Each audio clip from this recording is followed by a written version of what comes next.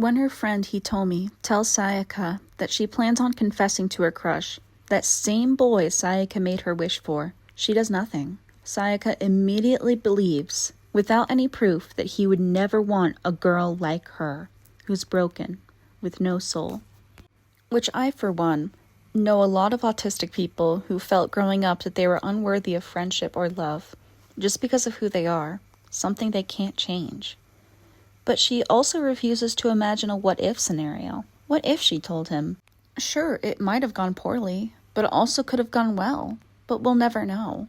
In her head, she already written it into stone, so it became her reality.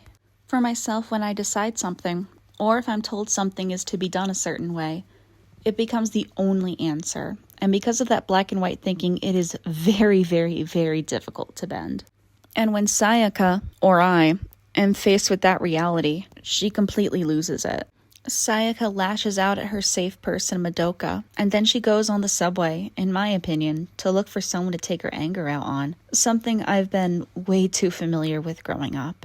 Yes, those men are terrible, but I also think that if it wasn't them, Sayaka would have picked another target to yell at and justify her anger. Once she's with someone who she feels safe with, someone who she knows has gone through something similar, Kyoko, she finally becomes a witch.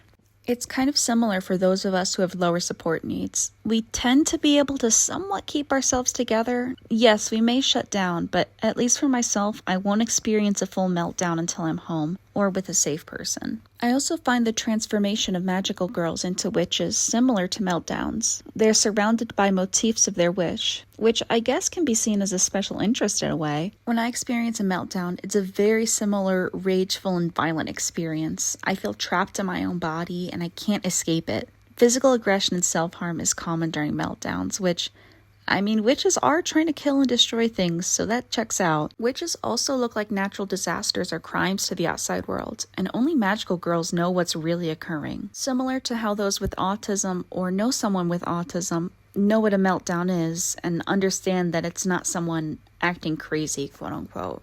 So Sayaka is autistic.